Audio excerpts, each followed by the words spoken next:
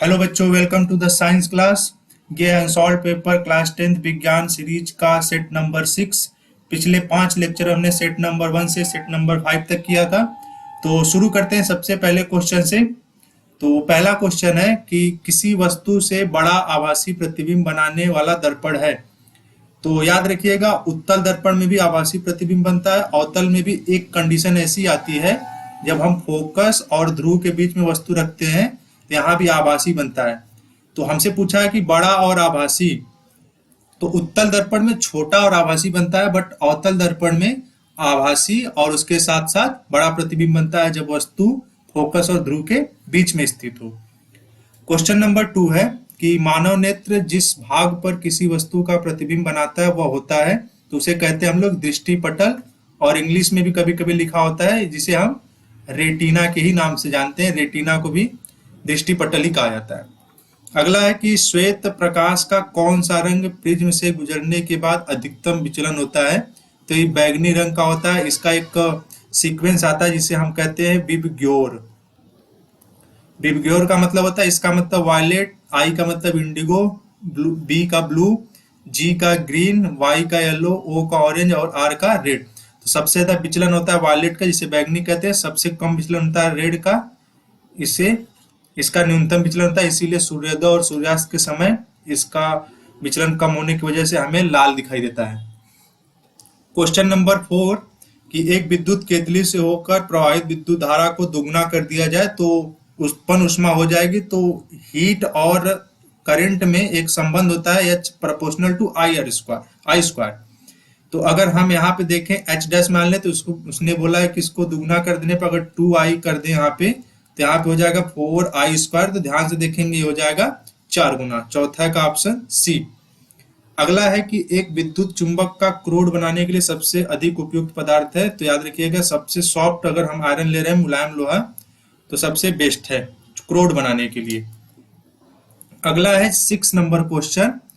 6 number question कह रहा है कि निम्न में कौन सा आरेख सही है। तो सबसे पहली बात कि पहला वाला तो ऐसे ही गलत हो गया, क्योंकि इसमें परावर्तन होता नहीं, तो ये वाला ऑप्शन गलत हो गया। दूसरा है कि ये ध्यान से देखेंगे तो ये अवतल लेंस है। तो ये अवतल लेंस में कभी भी अपसारी प्रकृति नहीं होती, लेकिन इसमें क्या हो रहा है कि मुख्य अक्ष के समांतर जाते हैं फोकस पर, जबकि ऐसा नहीं होता।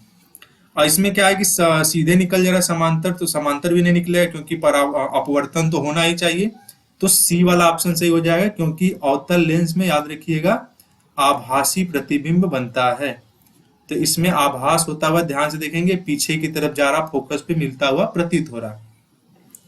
7वां क्वेश्चन है जो कि आउट ऑफ सिलेबस है, बट विद्युत मोटर एक उपकरण जो विद्युत ऊर्जा को यांत्रिक ऊर्जा में परिवर्तित करता है। अगला है कि शुद्ध वायु है। पहला ऑप्शन है कि एक समांगी मिश्रण है, दूसरा है कि धातुओं का मिश्रण है, और तीसरा ऑप्शन है यौगिकों का मिश्रण है।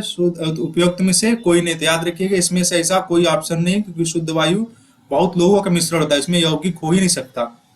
अगला है कि एल्कीन है। तो एल्कीन इसमें से छांटना है, कौन सा एल्कीन है। तो एल्कीन का हमें सूत्र पता होना चाहिए। इसका सूत्र होता है CnH2n-2। अगर इस पे कोई भी फिट बैठ रहा तो इसका मतलब वो एल्कीन है। तो अगर हम यहाँ पे देखेंगे तो C के बगल में एक बार n लिखा, n बराबर 3 है, तो 3 रख के देखेंगे तो यहाँ पे आएगा C3H4। तो C3H4 इसमें कोई ऑप्शन नहीं है, पहले वाले से हमने चेक किया। अगला देखते हैं C2H2। तो n बराबर 2 रख के देखते हैं कि आता है कि नहीं। तो यहाँ पे 2 रखेंगे, यहाँ पे n बराबर 2 रखेंगे, 2 दूना 4 में से 2 गया 2। तो ये वाला ऑप्शन हमारा मैच कर गया। CnH2n-2 पे ये फिट बैठ रहा। अगर हम इसमें अगर n बराबर 2 रख दें तो ये हमको मिलेगा एसिटिलीन, इसको कहते हैं। इसका IPAC नाम होता है एथाइन। अगला है 9वां क्वेश्चन कि शुद्ध जल का pH मान होता है। तो शुद्ध जल का जो pH मान होता है वो होता है 7। नेक्स्ट क्वेश्चन कि आवर्त सारणी में बाएं से दाएं की ओर जाने पर, ये तो क्वेश्चन चैप्टर नंबर 5 का है, हटा दिया गया है। तो आवर्त में बाएं से दाएं जाने पर परमाणु आकार में कमी आती है। अगला कि कॉलम ए का कॉलम बी से मिलान करना है। तो प्लास्टर ऑफ पेरिस का यूज होता है मूर्तियों के निर्माण में, खिलौनों के निर्माण में भी होता है। तो पहले का हो जाएगा दूसरा। कास्टिक सोडा का निर्माण पिछले वाले में भी आया था, इसका निर्माण कास्टिक सोडा से साबुन का निर्माण होता है। सोडियम बाइकार्बोनेट को हम एंटा एसिड के रूप में प्रयोग करते हैं जब एसिडिटी बढ़ जाती है तब, और ब्लीचिंग पाउडर का यूज हम करते हैं कीटाणुनाशक के रूप में। तो इसमें ऑप्शन मिला लीजिएगा, ए का दूसरा, बी का पहला। तो ए का दूसरा, बी का पहला इसमें है दो ऑप्शन में, ए का दूसरा, बी का पहला, ऑप्शन नंबर बी हो जाएगा। अगला है कि मेथिल ऑरेंज मिलाने पर कौन सा लाल हो जाता है। तो याद रखिएगा, जो मेथिल ऑरेंज होता है, मेथिल ऑरेंज, यह एक इंडिकेटर होता है। इंडिकेटर को हिंदी में कहते हैं सूचक। जैसे लिटमस पेपर होता है, बिल्कुल ऐसा ही होता है, बस ये सॉल्यूशन होता है। तो इसको याद रखने का तरीका है कि अगर मेथिल ऑरेंज को एसिड में डालते हैं तो ये रेड कलर का हो जाता है, अगर हम इसको बेस में डालेंगे तो ये येलो कलर का हो जाता है। याद रखिएगा, सॉल्ट पे कोई भी इफेक्ट नहीं पड़ेगा। तो ये एसिड है, ये बेस है। तो हमें पूछा है कि कौन सा लाल कलर हो जाता है, तो याद रखिएगा H2SO4 जो एसिड है, ये ऑप्शन नंबर हो जाएगा बी। अगले सवाल की तरफ चलते हैं। अगला सवाल पूछा है, ये तो ऊर्जा का स्रोत है जो कि हटा दिया है, बायो वाला क्वेश्चन। मेंडल प्रसिद्ध है, तो अनुवांशिकता के क्षेत्र में मेंडल प्रसिद्ध है। अगला क्वेश्चन है कि शुक्राणुओं का निर्माण होता है, याद रखिएगा, वृषण में, जिसे हम नट्स भी कहते हैं। अगला कि वायु कोशिका पाई जाती है, जिसे कृपिका कहते हैं, तो ये पाई जाती है फेफड़ों के अंदर। Objective number 18। अगला सवाल है कि पौधों में जल के परिवहन हेतु होता है, तो याद रखिएगा जाइलम के थ्रू होता है। एक स्वस्थ व्यक्ति में सामान्य रक्तदाब होता है, तो 120 से 80 तक, मैक्सिमम 120, मिनिमम 80 होना ही चाहिए। चलते हैं उपखंड ख में, क में। एक उत्तल दर्पण द्वारा उसके ध्रुव और अनंत के बीच रखे बिंब, बिंब मतलब वस्तु, प्रतिबिंब का बनने वाला नामांकित चित्र किरण आरेख बनाइए तथा बने हुए प्रतिबिंब के गुण बताइए। वाहनों में उत्तल दर्पण को पश्च दृश्य दर्पण के रूप में वरीयता क्यों दी जाती है। तो सबसे पहले हमको बोला है कि उत्तल दर्पण में प्रतिबिंब बनाना है, अनंत और ध्रुव के बीच में रखा होना चाहिए। तो सबसे पहले बनाएंगे उत्तल दर्पण। तो उत्तल दर्पण का फिगर बनता है जिसका परावर्तक तल उभरा हुआ होता है, कुछ इस टाइप का, और अंदर की तरफ इसके पेंट किया गया होता है। यहाँ पे इसका बनाएंगे मुख्य अक्ष, ये बन गया, और वस्तु रखनी हमको इस साइड, मतलब अनंत और फोकस के बीच में, और यहाँ पे बना देते हैं फोकस, और यहाँ पे इसका हो गया सेंटर, इसको रेडियस ऑफ कर्वेचर कहते हैं, वक्रता केंद्र। अब यहाँ पे जो वस्तु है यहाँ मुख्य अक्ष के समांतर चलेगी तो फोकस से होके जाएगी, बट फोकस यहाँ पे मिलती हुई प्रतीत होती है क्योंकि उत्तल दर्पण है। यहाँ से टकराने के बाद ऐसे वापस चलेगी, बट हमको ऐसा लगेगा कि फोकस पे जाके या फोकस से आती हुई प्रतीत होती है। यहाँ नीचे से भी जाएगी तो वही होगा लगभग, यहाँ से जाएगा, यहाँ से टकरा के निकल जाएगा, बट यहाँ से फोकस पे मिलता हुआ प्रतीत होगा। लेकिन हमें ये पता है कि वक्रता केंद्र से जाने वाली रेखा उसी मार्ग पर वापस लौट जाती है। यहाँ वक्रता केंद्र पर जाएगी इसे, इसी मार्ग पर वापस लौट जाएगी, बट ये ऐसा प्रतीत होगा कि इधर जाता हुआ प्रतीत होता है। यहाँ से भी जाएगी तो इसी मार्ग पे वापस लौट जाएगी, बट इधर आभास होगा कि वक्रता केंद्र से ही होके आ रही है। अब ध्यान से देखेंगे, ये फिगर इधर कट कर रहा है, यहाँ पे फोकस और ध्रुव के बीच में यहाँ पे फिगर बनेगा, और ये जो फिगर बनेगा आभासी बनेगा, और आभासी के साथ छोटा, इसकी प्रकृति बता रहे हैं गुण, और दूसरा कि यह ध्रुव P और तथा इनके बीच बन रहा, फोकस के बीच में बन रहा, ये इसका गुण लिख देंगे। आगे बोला है कि वाहनों में उत्तल दर्पण को पश्च दृश्य के रूप में वरीयता क्यों दी जाती है। तो इसलिए दी जाती है क्योंकि छोटे दर्पण में इसकी प्रकृति होती है कि बड़े से बड़े वस्तु का प्रतिबिंब छोटा बना के दिखाता है। अगला है 22 नंबर का क्वेश्चन कि चित्र बनाकर समझाइए कि दीर्घ दृष्टि दोष कैसे संशोधित किया जाता है। एक दीर्घ दृष्टि दोष से युक्त का निकट बिंदु 75 सेंटीमीटर है। इस दोष को दूर करने के लिए आवश्यक लेंस की फोकस दूरी क्या होगी यदि सामान्य नेत्र का निकट बिंदु 25 सेंटीमीटर है। तो सबसे पहले दिखाते हैं कि दीर्घ दृष्टि दोष कैसे संशोधित किया जाता है और दीर्घ दृष्टि दोष होता क्या है। तो दीर्घ दृष्टि दोष और निकट दृष्टि दोष जानने से पहले हमें पता होना चाहिए लेंस के बारे में। तो इस लेंस, उत्तल लेंस एक होता है जिसे हम अभिसारी लेंस कहते हैं। इसकी प्रकृति होती है कि अनंत से आने वाली रेखाओं को ये एक स्थान पर संयोजित कर देता है, कुछ इस टाइप का। इसे हम लोग कहते हैं संयोजन। इसीलिए इस कारण इसको कहा जाता है अभिसारी लेंस, जब ढेर सारी रेखाएं एक ही स्थान पर इकट्ठा हो जाती हैं। और दूसरा होता है अवतल लेंस। ये होता है अपसारी प्रकृति के, ऐसे रेखाओं को ये दूर भेज देता है, बट हमको ऐसा दिखाई देता है कि पीछे मिलता हुआ प्रतीत दिखाई देता है। तो याद रखिएगा, अवतल लेंस अपसारी प्रकृति का होता है। अपसारी को हिंदी में कहते हैं डायवर्जेंट, मतलब डायवर्ज कर देता है। और इसको कहते हैं कन्वर्ज, मतलब सबको एक जगह लाके इकट्ठा कर देता है। तो ये हुआ उत्तल लेंस और ये वाला हुआ अवतल लेंस। अब हमें बोला है कि दीर्घ दृष्टि दोष को दूर करने का निवारण समझाना है। तो दीर्घ को हम दूर दृष्टि दोष भी कहते हैं। तो सबसे पहले हम बनाएंगे यहाँ पे एक नेत्र कुछ इस टाइप का, और फिर उसके बाद यहाँ पे हो गया ये नेत्रिका, मतलब नेत्र लेंस हो गया। और यहाँ पे हम बना देते हैं इसके इधर की साइड में रेटिना, थोड़ा सा दूर बनाते हैं, ये रेटिना है। अगर इसके पहले इधर प्रतिबिंब बना तो इसका मतलब उसको निकट दृष्टि दोष है, रेटिना के पीछे बना तो दूर दृष्टि दोष है। तो यहाँ से प्रकाश किरणें आ रही नेत्र लेंस पे पड़ रही इधर से, और इधर से आने के बाद ये क्या कर रहे हैं कि इधर आके उसके पीछे कहीं जाके मिल रहे हैं, इधर साइड में रेटिना के पीछे। तो इस प्रकार के दोष को हम लोग कहते हैं दूर दृष्टि दोष। अब इसमें होता क्या है कि दूर दृष्टि दोष को पूरा करने के लिए हमको रेटिना के पास लाना है। अभी हमने ऊपर देखा था कि अगर दूर दृष्टि दोष के आगे हम यहाँ पे अगर अवतल लेंस लगा दें, सॉरी उत्तल लेंस लगाते हैं, तो ये प्रकाश किरणों को और पास संयोजित कर देगा। तो अवतल लेंस लगाते ही क्या होगा कि यहाँ पे डबल कार्य होगा। एक तो पहले नेत्र लेंस यहाँ पे है ही, और यहाँ पे रेटिना है इसके पीछे, और यहाँ पे हम एक अवतल लेंस लगा देते हैं इसके निवारण के लिए।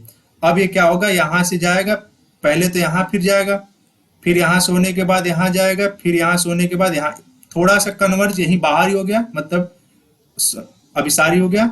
अब ये जाके यहाँ पे रेटिना पे जाके ऐसा कुछ आएगा। अब ये खींच के पीछे चला है, क्योंकि जो उत्तल लेंस होता है ये अभिसारी प्रकृति का होता है। तो याद रखिएगा, दूर दृष्टि दोष के निवारण के लिए हम उत्तल लेंस का यूज करते हैं और निकट दृष्टि दोष के लिए अवतल का यूज करते हैं। तो अब ये जो पीछे की साइड बन रहा था रेटिना के पीछे, इसी को हम लोग कहते हैं दूर दृष्टि दोष। हमको खींच के रेटिना पे लाना है, जब उसको पास लाने के लिए हम लगाएंगे तो उत्तल लेंस का यूज करेंगे। अगला उसी के साथ एक न्यूमेरिकल था। तो इसमें न्यूमेरिकल जो दिया है उसमें दिया है कि एक दीर्घ दृष्टि दोष युक्त नेत्र का निकट बिंदु 75 सेंटीमीटर है। तो उसका निकट बिंदु अगर 75 सेंटीमीटर, तो इसका मतलब वहां प्रतिबिंब बन रहा है, तो इसका मतलब भी बराबर -75 सेंटीमीटर लिखा हुआ है। अगला बोला है कि इस दोष को दूर करने के लिए आवश्यक लेंस की फोकस दूरी क्या होगी, तो f बराबर पूछा हुआ है, और हमसे बोला है कि सामान्य नेत्र का निकट बिंदु इतना है। इसका मतलब यहाँ पे वस्तु रखी गई है u बराबर -25 सेंटीमीटर। तो लेंस का फार्मूला होता है 1/f बराबर 1/v माइनस 1/u, 1/f बराबर 1/v -75, और यहाँ माइनस माइनस हो जाएगा प्लस, एलसीएम आ जाएगा 75, ये -1, ये 25 75, इधर 1/f। तो f बराबर हो जाएगा 75/2, और यहाँ से देखेंगे तो 37.5 सेंटीमीटर इसका आंसर आ जाएगा। अगले सवाल की तरफ चलते हैं कि किसी चालक तार का प्रतिरोध किन किन बातों पर निर्भर करता है, और उसके बाद एक न्यूमेरिकल है। तो सबसे पहले देखते हैं कि चालक तार का प्रतिरोध निर्भर कहाँ पे करता है। तो सबसे पहला है कि चालक तार का जो प्रतिरोध होता है वो उसके चालक तार की लंबाई पे डिपेंड करता है। R प्रोपोर्शनल टू L, ये पहला हो गया। लंबाई बढ़ाने पर प्रतिरोध का मान भी बढ़ता है। दूसरा है कि चालक तार के अनुप्रस्थ काट के क्षेत्रफल पर ये 1/A होता है, मतलब अनुप्रस्थ काट का क्षेत्रफल बढ़ेगा तो प्रतिरोध का मान घटेगा। और तीसरा होता है कि चालक तार के पदार्थ पर, जैसे मान के चलिए दो चालक तार हैं, इनका लंबाई और क्षेत्रफल दोनों सेम है, बट इनका पदार्थ दोनों अलग अलग, अगर एक तांबा का है एक चांदी का है, तो डिपेंड करता है कि ऑब्वियस सी बात है कि चांदी के तार में करंट फ्लो तेज होगा तो इसका मतलब वहां पे प्रतिरोध कम होगा। तो बेसिकली बस बोल सकते हैं कि चालक तार पदार्थ कैसा है, किस टाइप का है, उस पर डिपेंड करता है, भी प्रतिरोध डिपेंड करता है। तो तीन चीजों पे डिपेंड करता है, पहला लंबाई पे, और दूसरा क्षेत्रफल पे, और जो तीसरा होता है पदार्थ पे, किस टाइप से वो बना हुआ है, किस पदार्थ का बना हुआ है। ये 23 वाला क्वेश्चन देखते हैं कि एक विद्युत बल्ब है जिसमें दिया हुआ है कि V बराबर वो 80 वोल्ट पे है और उसमें 10 एम्पियर की विद्युत धारा संचालित होती है, तो I बराबर 10 एम्पियर। बट उसमें बोला हुआ कि बल्ब को 240 वोल्ट पर संचालित करने के लिए कितना प्रतिरोध उसके श्रेणी क्रम में जोड़ना चाहिए कि उससे उतनी ही धारा ले। तो ये क्वेश्चन थोड़ा सा टिपिकल हो जाता है, हमको बनाना पड़ेगा एक फिगर। जैसे मान के चलिए ये फिगर है और यहाँ पे एक वैद्युत बल्ब लगा हुआ है और यहाँ पे हमने इसमें दे दिया करंट और यहाँ पे 240 वोल्टेज की धारा दे दी गई और यहाँ पे I बराबर है 10 एम्पियर। और इस बल्ब का जो हम यहाँ से प्रतिरोध निकाल लेंगे तो V बराबर होता है IR। यहाँ से जब निकालेंगे प्रतिरोध तो इस बल्ब का प्रतिरोध आएगा 8 ओम। तो अब बोला है कि इसके श्रेणी क्रम में कितना प्रतिरोध जोड़े कि उतनी ही धारा ले। तो इसके श्रेणी क्रम में हम एक प्रतिरोध जोड़ देते हैं यहीं पे R, जिसको हम मान लेते हैं कि R है। तो अब क्या करेंगे यहाँ पे कि R बराबर जो होगा तो समतुल्य प्रतिरोध निकालेंगे, श्रेणी क्रम में समतुल्य प्रतिरोध जोड़ देते हैं। तो R बराबर सीधे हम लिख देंगे R इक्विवेलेंट, मतलब समतुल्य प्रतिरोध जो हम श्रेणी क्रम में निकालते आए हैं। R इक्विवेलेंट बराबर हो जाएगा R प्लस 8 और R प्लस 8 हो गया। अब इसमें जो पूरी की पूरी करंट है टोटल 240 है, तो 240 यहाँ पे हो गया और टोटल कितना हो गया यहाँ पे 10। ये टोटल की बात कर रहे हैं क्योंकि हमको पता है कि श्रेणी क्रम में धारा का मान समान होता है। अब यहाँ पे क्या करेंगे कि ये जो दोनों श्रेणी क्रम में है तो इसे एक बार फिर से समझिएगा थोड़ा सा कंसंट्रेट करके। ये जो R इक्विवेलेंट है R प्लस 8 ये तो हो गया, इसको हम अभी कुछ देर के लिए रख लेते हैं। अब ये जो 240 बटा ये 10 आया है, ये 240 बटा 10 जो है कि ये वोल्टेज है और यहाँ पे नीचे ये करंट है। तो यहाँ से हम पहले पूरे परिपथ का निकालते हैं, जो परिपथ R का इक्विवेलेंट है। तो यहाँ से निकालेंगे तो ये आएगा 24। ये जो R 24 आया हो ये R इक्विवेलेंट है, जबकि उत्तर में 24 दिया होगा नहीं। हमसे पूछा है कि कितना प्रतिरोध उसके श्रेणी क्रम में जोड़े कि विद्युत धारा मतलब करंट उतना ही ले। तो हमको पता है कि श्रेणी क्रम में धारा का मान समान होता है, अगर इसमें 10 एम्पियर है तो इसमें भी 10 एम्पियर ही होगा। अब क्या करेंगे कि R इक्विवेलेंट की जगह रख देंगे यहाँ पे 24 और यहाँ पे R प्लस 8 हो जाएगा, तो R बराबर हो जाएगा 16 ओम आएगा इसका आंसर। जो आपके आंसर में 24 दिया वो गलत दिया हुआ है क्योंकि 24 ओम नहीं आएगा यहाँ से।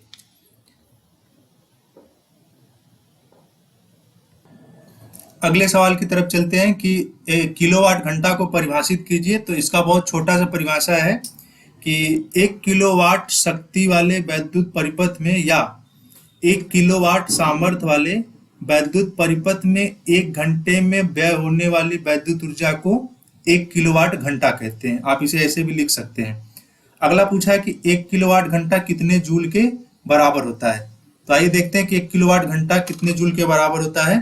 तो यहाँ पे पहले लिख लेंगे 1 किलोवाट घंटा। तो 1 किलोवाट घंटा में होता है 1000 वाट और 1000 वाट 1 घंटा में होता है 60 मिनट और इस 60 मिनट को सेकंड बदलेंगे तो 60 गुणे 60 हो जाएगा। यहाँ से हो गया 1000, ये हो गया आपका 3600। अब यहाँ से देखेंगे तो 36 यहाँ पे और 3 ये 5 जीरो यहाँ पे 1 2 3 4 5। इसको लिखेंगे तो 3.6 गुणे 10 के पावर 6 जूल लिख सकते हैं। ये जूल में होता है लगभग इतना, 3.6 गुणे 10 के पावर 6 जूल 1 किलोवाट घंटा के बराबर होता है।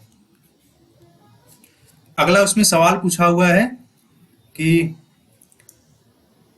एक विद्युत केतली पर 220 वोल्ट और 2.2 किलोवाट अंकित है, मतलब ये दिया हुआ पावर। बोला यह 3 घंटे के लिए कार्य करती है तो प्रयुक्त ऊर्जा तथा प्रवाहित विद्युत धारा की गणना कीजिए। तो इसमें बोला हुआ कि एक विद्युत केतली है जिसका वोल्टेज दिया है 220 वोल्ट, तो V बराबर रख देंगे 220 वोल्ट। अगला है कि 2.2 किलोवाट, तो P बराबर हो जाएगा 2.2 किलोवाट है, तो इसमें 1000 का गुणा कर देंगे तो ये वाट में कन्वर्ट हो जाएगा, लगभग 2200 वाट। हमसे धारा भी पूछा है, प्रयुक्त ऊर्जा का मान भी पूछा है, तो P बराबर वी आई से धारा निकाल लेंगे, तो I बराबर हो जाएगा P बटा V। ऊपर हो गया ये 2200 और नीचे हो गया 220, एक जीरो से एक जीरो कट गया, यहाँ पे 10 बार में कट जाएगा, तो इसका आंसर आ जाएगा I बराबर 10 एम्पियर, पहले का आंसर हुआ। अगला पूछा है प्रयुक्त ऊर्जा, तो प्रयुक्त ऊर्जा निकालने के लिए H बराबर हम डायरेक्ट रख देंगे VIT।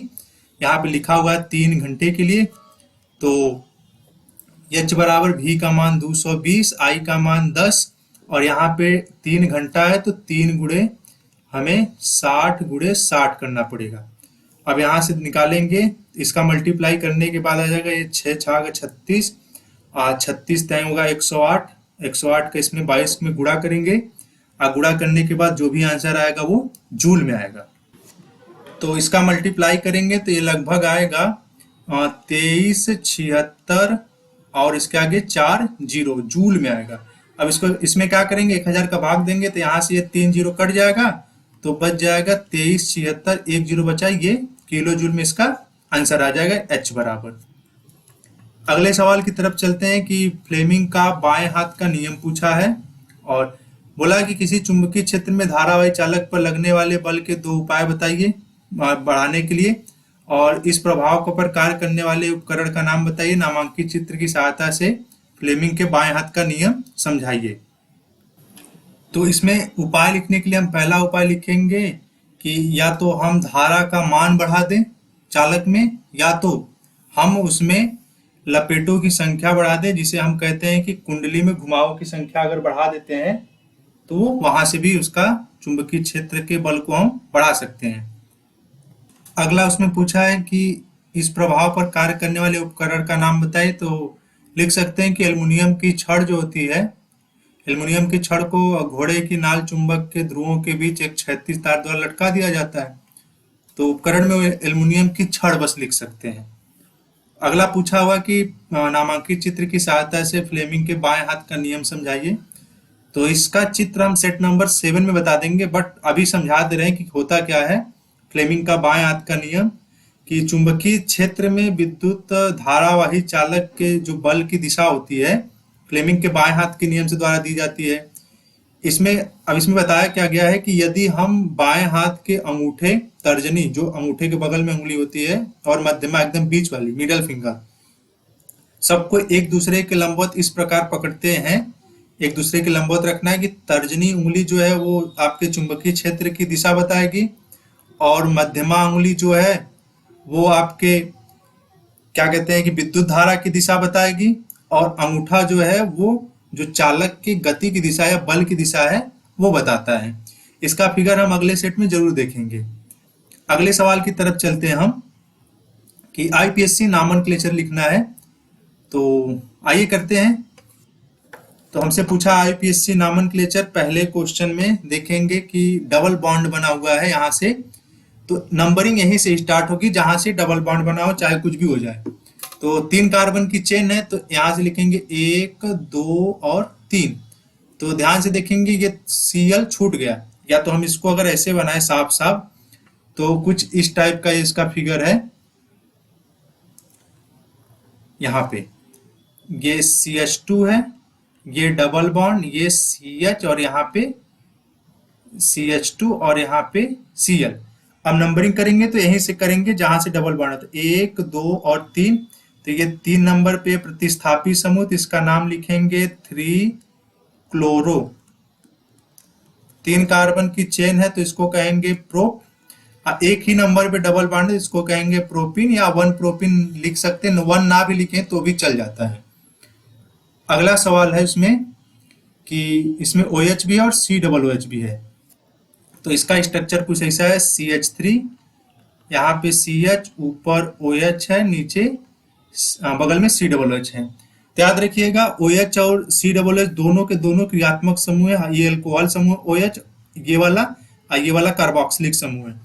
तो OH और कार्बोक्सिलिक में COOH जो होता है वो उसको प्रियोरिटी देते हैं, बड़ा ग्रुप होता है, सबसे बड़ा ग्रुप COOH ही होता है। तो नंबरिंग यहीं से स्टार्ट होगी, 1 2 और 3।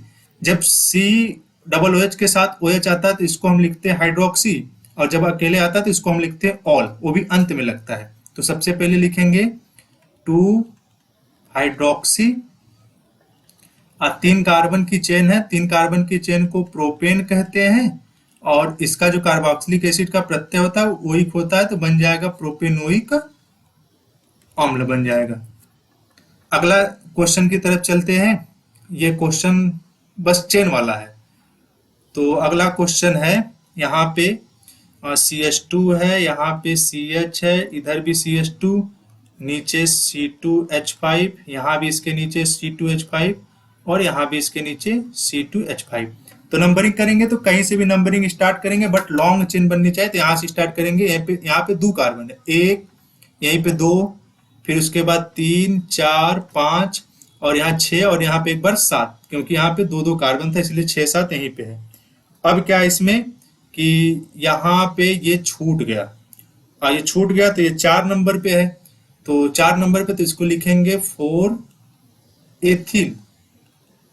और नॉर्मल 7 कार्बन की चेन है, तो 7 कार्बन की चेन को हम सेप्टेन भी लिखते हैं। सेप्टेन न लिखना हो तो आप हेप्टेन भी लिख सकते हैं। बस यही था इसमें। अगला सवाल है कि चारों पे, एक पे Cl जुड़ा हुआ है, एक पे I जुड़ा हुआ है, एक पे Br और एक पे H। तो इसका एक ही कार्बन का चेन बनेगा बस यहाँ पे, और बाकी सब प्रतिस्थापी बन गए जो छूट जाता है। तो इसे हम अल्फाबेट में लिखेंगे। अल्फाबेट में लिखेंगे तो अगर आप क्लोरो और ब्रोमो देखेंगे तो उस हिसाब से क पहले आएगा, ब बाद में आएगा, बट हमको इंग्लिश वाला फॉलो करना पड़ेगा। तो सबसे पहले लिखेंगे 1 नंबर पे है यहाँ पे ब्रोमो, और 1 नंबर पे है क्लोरो, क्योंकि C से स्टार्ट होता है क्लोरो, और 1 नंबर पे ही आइडो है, IDO। एक कार्बन की चेन को हम कहते हैं मेथेन। ये इसका IPSC नाम है, इसको हिंदी में भी लिख सकते हैं, बट इंग्लिश वाला याद होना चाहिए, अल्फाबेट से नहीं लिखेंगे तो गलत हो जाएगा। अगले क्वेश्चन चलते हैं। तो 26 वाला क्वेश्चन ये रिमूव हो गया है। 27 पे चलते हैं। हमें संतुलित रासायनिक समीकरण लिखना है। ये ग्लूकोज का दहन है। ग्लूकोज का जब दहन होता है तो CO2 और H2O में टूट जाता है। तो यहाँ पे देखेंगे C6H12O6 plus O2 gives CO2 plus H2O। यहाँ पे ध्यान से देखेंगे 6 कार्बन है, तो हमको यहाँ पे 6 बनाना पड़ेगा, और जैसे ही 6 बनाएंगे, यहाँ पे 12 हाइड्रोजन है तो हमको फिर यहाँ पे भी 6 बनाना पड़ेगा। तो कार्बन और हाइड्रोजन बराबर हो गए, बचा ऑक्सीजन। यहाँ पे 6 ऑक्सीजन है। यहाँ पे ध्यान से देखेंगे 6 दूना 12, 6 18। अगर हम यहाँ पे भी 6 बढ़ा लें तो इधर ऑक्सीजन, इधर 18 हो गया, कार्बन 6 है ये है, और हाइड्रोजन 12 है, और इधर भी उतना ही बैलेंस हो गया। अगला है कि CaCO3 plus HCl gives CaCl2 plus H2O plus CO2। तो यहाँ पे ध्यान से देखेंगे कि CaCl2 में कैल्शियम तो बराबर है, तो यहाँ पे लिख लेते हैं एक बार CaCO3 प्लस। अब यहाँ क्या करेंगे कि 2HCl बढ़ा देते हैं, और उसके बाद जो बाकी बचा है CaCl2 लिख देते हैं, H2O लिख देते हैं, प्लस CO2 लिख देते हैं। अब ध्यान से देखते हैं कि इसमें बराबर है कि नहीं। Cl बराबर है और H बराबर है, CO2 भी है, और ऑक्सीजन इधर 3 है, इधर भी ऑक्सीजन 3 है। ये रिएक्शन संतुलन की अवस्था में। अगला है कि N2 plus H2 gives NH3। यहाँ पे देखेंगे कि N 2 बार है, यहाँ पे N एक ही है, तो यहाँ पे 2 लगाएंगे। अब यहाँ से देखेंगे कि हाइड्रोजन हो गया 3 दूना 6, तो हम हाइड्रोजन के आगे भी कितना लगा देंगे, 3 लगा देंगे। ये रिएक्शन बैलेंस हो जाएगा। अगला है कि MnO2 प्लस HCl। तो MnO2 plus HCl gives MnCl2 plus Cl2, और प्लस में H2O है। तब यहाँ से देखेंगे कि ऑक्सीजन तो यहाँ एक बार है, तो इधर ऑक्सीजन 2 है, इधर 1 है, तो हम H2O के आगे बढ़ा देंगे 2। और फिर उसके बाद देखेंगे इधर Cl, यहाँ पे Cl 4 है, इधर पे Cl 1 है, तो हम HCl के आगे बढ़ा देंगे 4, क्योंकि हाइड्रोजन यहाँ पे भी देखो 4 यहाँ पे हो चुका है। अब Mn और Mn बराबर है, ये रिएक्शन भी संतुलन की अवस्था में हो गया। अगला है कि ऑक्सीकरण अभिक्रिया और प्रतिस्थापन और भर्जन। तो भर्जन तो पिछले ही सेट में देखा था, तो ऑक्सीकरण देख लेते हैं कि ऑक्सीकरण वह अभिक्रिया होती है जिसमें ऑक्सीजन की वृद्धि या हाइड्रोजन का ह्रास होता है या हाइड्रोजन में कमी होती है। इसका एग्जाम्पल देखेंगे, जैसे C+O2 गिव्स CO2। यहाँ पे देखेंगे कि C अकेला था, लेकिन इधर देखेंगे C के पास ऑक्सीजन आ गया, तो इसमें कार्बन में ऑक्सीजन की वृद्धि हुई, तो कार्बन का हुआ है ऑक्सीकरण। जैसे एक हाइड्रोजन वाला देख लेते हैं, तो H2O, जैसे ये यहाँ पे CuO और इनकी क्रिया H2 के साथ कराएंगे तो बन जाएगा Cu प्लस H2O। यहाँ पे देखेंगे ऑक्सीजन की कमी हुई, तो इसको हम लोग कहते हैं अपचयन। ये हो गया अपचयन। अगला है प्रतिस्थापन अभिक्रिया। तो प्रतिस्थापन अभिक्रिया होता है कि जब एक तत्व दूसरे तत्व को प्रतिस्थापित कर दे, या मतलब उसी को विस्थापित करना भी बोल सकते हैं। जैसे CH4 प्लस Cl2 यहाँ पे करेंगे तो यहाँ से एक H गायब हो जाएगा और इसके स्थान पे Cl आ जाएगा, तो CH4 की जगह CH3 और यहाँ पे Cl प्लस HCl। यह अभिक्रिया जो होती है प्रतिस्थापन अभिक्रिया होती है। अभी हमने पिछला देखा था कि भर्जन में क्या होता है कि सल्फाइड अयस्क का ऑक्साइड में बदल जाना ही भर्जन कहलाता है। इसी के साथ एक आता है निस्तापन भी। तो जिंक सल्फाइड प्लस O2 बन गया जिंक ऑक्साइड प्लस SO2। यहाँ पे इसका रिएक्शन हम बैलेंस कर लेंगे। उसके बाद तो बायो है। तो उम्मीद करते हैं कि ये समझ में आया होगा। मिलते हैं अगले सेट में। अगले सेट में हम आपको जितने भी क्वेश्चन बचे हुए हैं, जैसे कि उभय अपघटन की परिभाषा बता दिया जाएगा, और उसके बाद संक्षारण हो गया, और जो भी बच्चे हैं उसके बाद लास्ट सेट में सारा खत्म कर दिया जाएगा। तो ये क्वेश्चन ये समाप्त होता है। बायो आप खुद से कर लीजिएगा, बायो बहुत ज़्यादा भी नहीं है, फिजिक्स केमिस्ट्री इसमें मेन है। तो वीडियो देखने के लिए बहुत बहुत धन्यवाद।